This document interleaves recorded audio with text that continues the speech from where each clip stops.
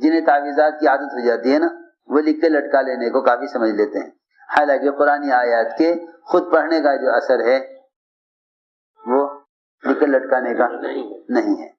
ایسا سمجھتے تھے یہ ساری شکلیں باہر کی ہیں، عمل اندر کی شکل ہے۔ جب تک اندر کی مایا سے عمل نہ ہوگا اس وقت تک اندر کا نظام متاثر نہیں ہوگا۔ ساری چیزیں، سارے طریقے خارجی ہیں، صرف عمل داخلی چیزیں، سب چیزیں خارجی ہیں۔ تو میں نے عرض کیا سواری بیٹھتے ہیں، سواری دعا پڑھ لیتی ہے، حالانکہ سواری کے دعا پڑھنے سے نہیں ہو تو سوار کے دعا پڑھنے سے حفاظت ہوگی۔ کہیں لکھ کر لٹکا لیتے ہیں، کہیں گاڑی سے ہی آواز آ جاتی ہے دعا کی۔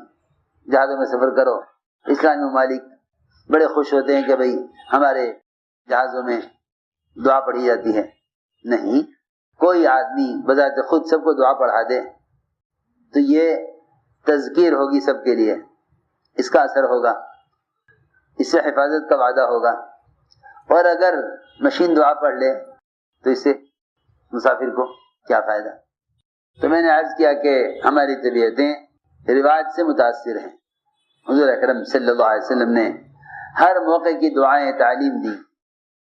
جبیر ابن مطعم جب بھی جاتے تجارتی سفر میں تو وہاں سے واپس آتے بڑے خستہ حال میں، تجارت میں نفع نہ ہوتا، نقصان ہو جاتا۔ عرض کیا گیا یا رسول اللہ میں جب بھی جاتا ہوں تجارتی سفر میں مجھے نقصان ہوتا ہے۔ آپ نے فرمایا کہ جبیر کیا ہم تمہیں ایسی دعا نہ سکھلا دیں، ایسی آیت تمہیں نہ سکھلاویں کہ اگر تم انہیں اسے اس ترتیب سے پڑھو تو تم اپنے تمام تجارت کے ساتھیوں میں سب سے زیادہ نفع کے ساتھ سب سے زیادہ مال لے کر واپس آؤ۔ عرض کیا ہاں ضرور فرمائیے۔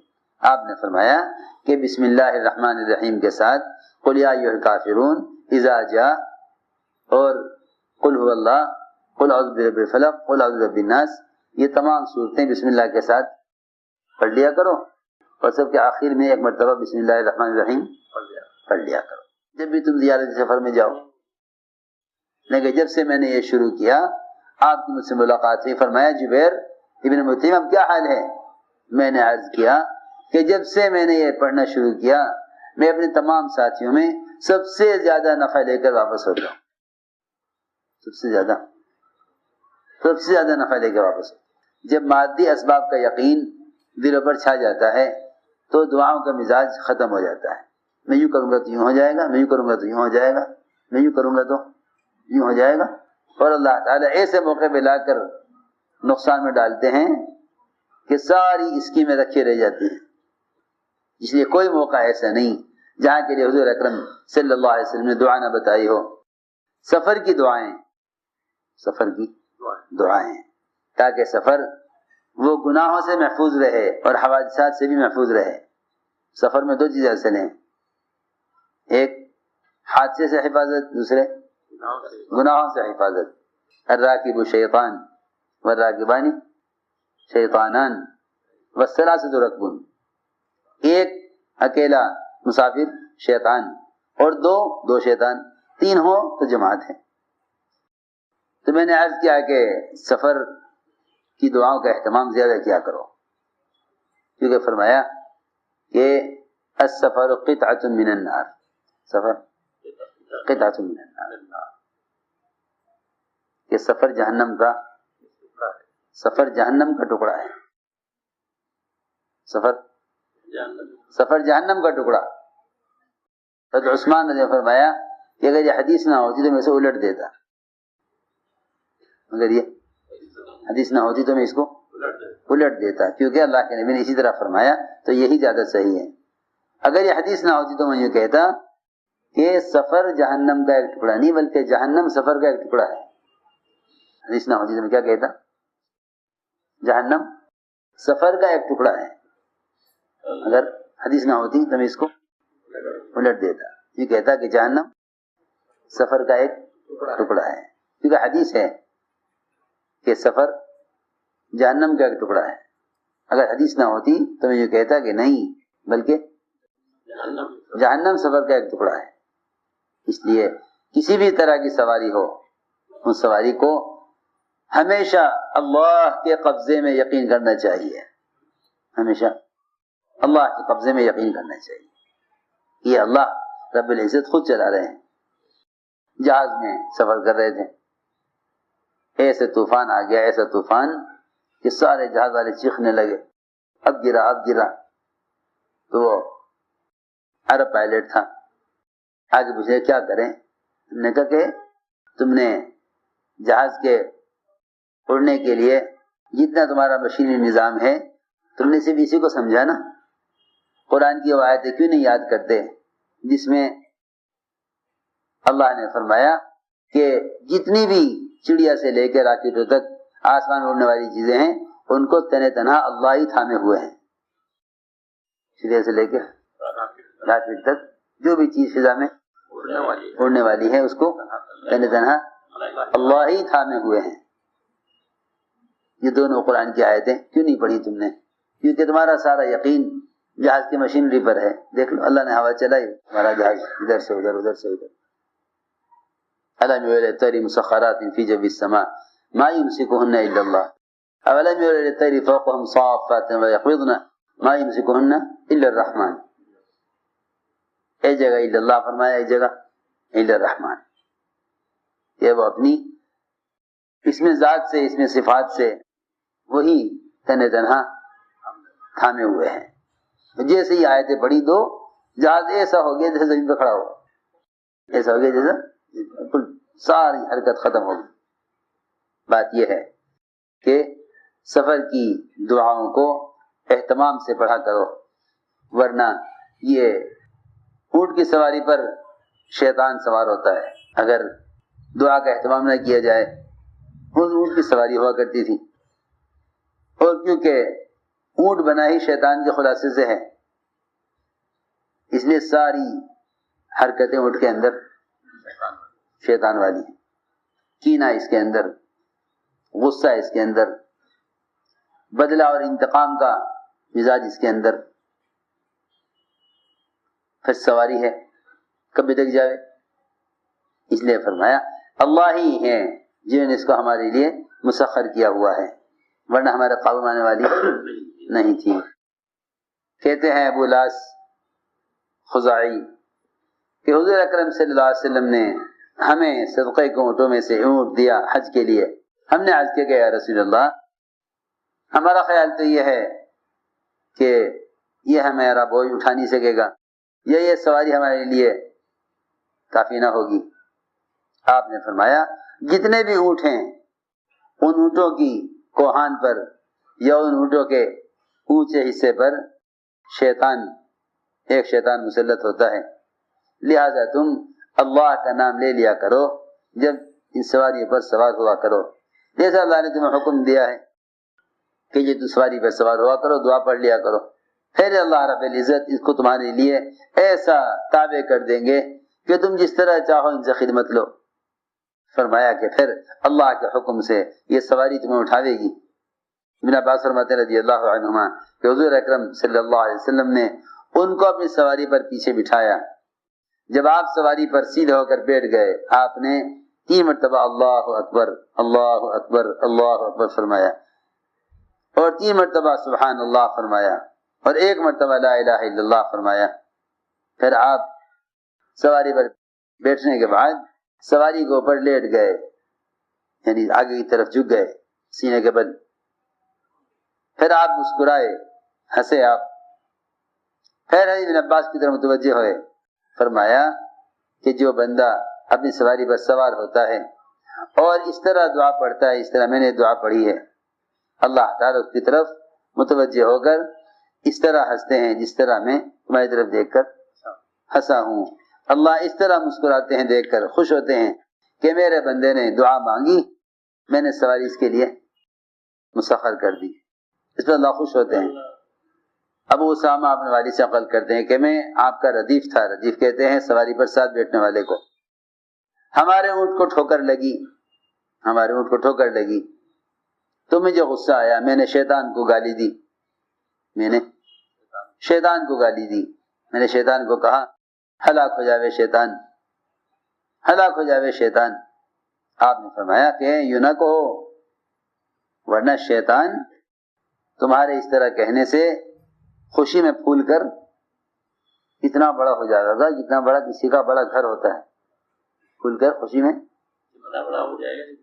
ہاں کسی کا بڑا گھر ہوتا ہے، بڑے گھر کی طرح ہو جائے گا شیطان پھول کر خوشی میں کہ اچھا میں نے گرایا اس کو، ٹھوکر میں نے لگائی، خوش ہو جائے گا شیطان.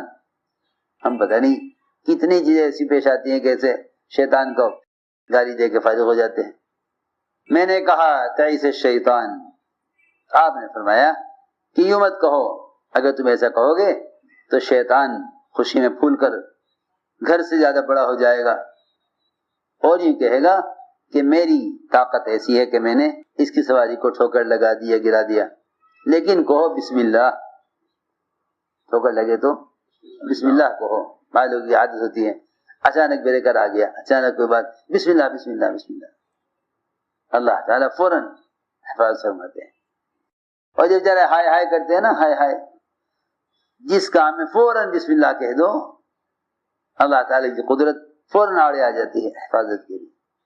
فرمائے یوں نہ کہو، بلکہ یہ مت کہو شیطان نے یہ کر دیا، یہ کہو بسم اللہ. جیسے تم بسم اللہ کہو گے شیطان تمہارے بسم اللہ کہنے سے سکڑ کر چھوٹا ہو کر مکھی کی طرح ہو جائے گا.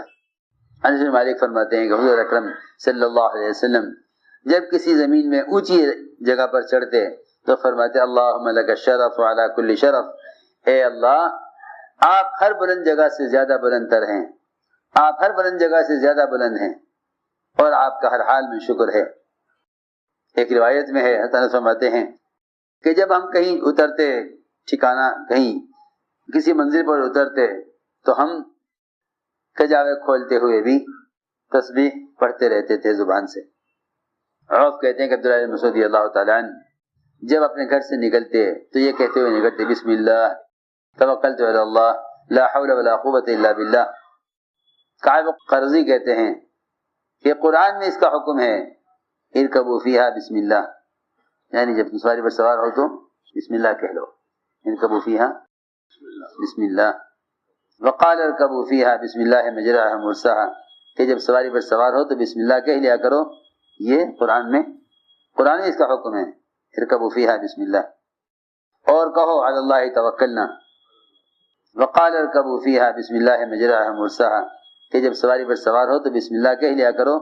یہ قرآن میں اس کا حکم ہے. صحابہ کرام مسجدوں میں کس چیز کو ناگوار اور نامناسب اور برا سمجھتے تھے، حضور اکرم صلی اللہ علیہ وسلم اور آپ کے صحابہ کیا چیزیں مسجد کے لیے نامناسب سمجھتے تھے. فرماتے ہیں ابو سعید خدری رضی اللہ تعالیٰ عنہ کہ ہم بیٹھے ہوئے تھے ابو سعید خدری کے ساتھ. فرماتے ہیں کہ ہم ابو سعید خدری کے ساتھ تھے اور حضور اکرم صلی اللہ علیہ وسلم کے ساتھ تھے. اچانک ہم مسجد میں داخل ہوئے، دیکھا کہ ایک آدمی مسجد میں بیٹھا ہوا ہے، اپنے دونوں ہاتھوں کی انگلیوں میں ڈال کر اور دونوں ٹانگیں پکڑ کر، جو ہمارے سجے کے بانے بیٹھنے کا معمول ہے نا لوگوں کا، دونوں ٹانگیں کھڑی کی، گھٹنے اور انگلیاں پھنسا لی یا ایک کپڑا باندھ لیا، ایک رومال گرا لگا کے رومال باندھ لیا اور دونوں انگلیاں ڈال کر دونوں ہاتھ باندھ کر بیٹھ جاتے ہیں. آپ نے اس آدمی کی طرف اشارہ کیا، اس کو منع کیا کہ ایسا نہ کر، نہ کپڑا باندھ کر بیٹھ ٹانگوں میں اور نہ انگلیوں میں، ایسے انگلیاں ڈال کر دونوں ٹانگوں میں ملا کر. لیکن وہ آپ کا اشارہ نہ سمجھ سکا، وہ آپ کا اشارہ نہیں سمجھ سکا کہ آپ کس چیز سے منع کر رہے ہیں. چنانچہ آپ متوجہ ہوئے ابو سعید خدری رضی اللہ عنہ کی طرف اور یہ فرمایا کہ جب تم میں سے کوئی شخص مسجد میں ہو تو وہ ہرگز اپنی انگلیوں کو انگلیوں میں ڈال کر اور گھٹنے کھڑے کر کے اس طرح نہ بیٹھے، اس لیے کہ یہ شیطان کا عمل ہے، یہ شیطان کا عمل ہے، یہ شیطان کا عمل ہے. ہرگز تشویق نہ کرے. انہیں کہ تشویق کہتے ہیں انگلیوں کو انگلیوں میں ڈال کر ہاتھ باندھ کر بیٹھنا. فرمایا کہ تمہیں سے ہر شخص نماز کے حکم میں ہے جب تک وہ مسجد میں نماز کے انتظار میں ہے. یہاں تک کہ مسجد سے نکلے جب تک مسجد میں رہے گا نماز کے حکم میں رہے گا. تو اس لیے نماز کے حکم ہونے کی وجہ سے شیطان کی حرکت نہ کرے. ابوبکر صدیق فرماتے ہیں رضی اللہ عنہ کہ جب حضور اکرم صلی اللہ علیہ وسلم نے خیبر کو فتح کر لیا تو وہاں مال غنیمت میں اس خیبر کے قلعے سے بہت سا لہسن اور پیاز. چنانچہ صحابہ ٹوٹ پڑے صحابہ لہسن پہ. آپ نے فرمایا کہ جو اس بدبودار چیز کو کھائے وہ ہمارے مسجد کے قریب نہ آئے. پیاز اور لہسن کھا کر مسجد کے قریب نہ آئے. یہاں تو کھا کر آنے کو بھی منع کیا ہے اور جماعتیں تو سامان میں لے کر اندر مسجد میں رکھ دیتی. فرماتے ہیں عمر رضی اللہ تعالیٰ عنہ انہوں نے خطبہ دیا جمعہ کے دن اور خطبے میں فرمایا جمعہ کے خطبے میں اے لوگو تم پیاز اور لہسن کھاتے ہو اور یہ دونوں بدبودار اور بری چیزیں. اور میں نے دیکھا ہے حضور اکرم صلی اللہ علیہ وسلم کو جب آپ کو اس کی بو آتی کسی کھانے والے کی ڈکار سے یا کسی کھانے والے کے منہ سے جب آپ کو اس کی بدبو آتی تو آپ حکم دیتے اس آدمی کو مسجد سے نکال کر اس کو بقی پہنچا دیا جاتا. مسجد سے نکال کر بقی، حالانکہ بقی کتنا دور مسجد سے دور. بقی آپ بقی کے قبرستان میں پہنچا دیتے اس کو کہ مان لے جاؤ اسے مسجد سے نکال دو. چنانچہ اس کو مسجد سے نکال لیا جاتا بقی کی طرف. پھر آپ نے فرمایا جو تم میں سے یہ دو چیزیں کھائے پیاز اور لہسن اس کو چاہیے کہ پکا کر اس کی بدبو کو مار دے. عبداللہ بن عمر فرماتے ہیں رضی اللہ عنہما کہ حضور اکرم صلی اللہ علیہ وسلم بیان فرما رہے تھے ایک دن مسجد میں. اچانک آپ نے دیکھا کہ مسجد کی قبلے کی دیوار پر کسی نے تھوکا ہوا ہے. آپ سخت ناراض ہوئے، سخت غضبناک ہویا. پھر آپ نے اس کو صاف کیا، کھرچا آپ نے اس کو اور یہ فرمایا. راوی کہتے ہیں صحابی کہ مجھے یہ بھی یاد ہے کہ آپ نے اس کی جگہ زعفران منگا کر مسجد کی دیوار پر لگایا اور یہ فرمایا کہ اللہ رب العزت تم میں سے ہر آدمی کے بالکل سامنے ہوتے ہیں جب وہ نماز پڑھتا ہے، لہذا اس کو چاہیے کہ نہ وہ سامنے کی طرف تھوکے اور نہ دائیں طرف تھوکے، کیونکہ دائیں طرف فرشتہ ہوتا ہے اور سامنے اللہ تعالی سامنے ہوتے ہیں بالکل نماز پڑھنے والے کے. ایک روایت میں ہے کہ آپ لوگوں کی طرف متوجہ ہے بہت غصے کے ساتھ اور یہ فرمایا کیا تم میں سے کوئی آدمی اس بات کو پسند کرے گا؟ کیا تم میں سے کوئی آدمی اس بات کو پسند کرے گا کہ اس کے سامنے کوئی آئے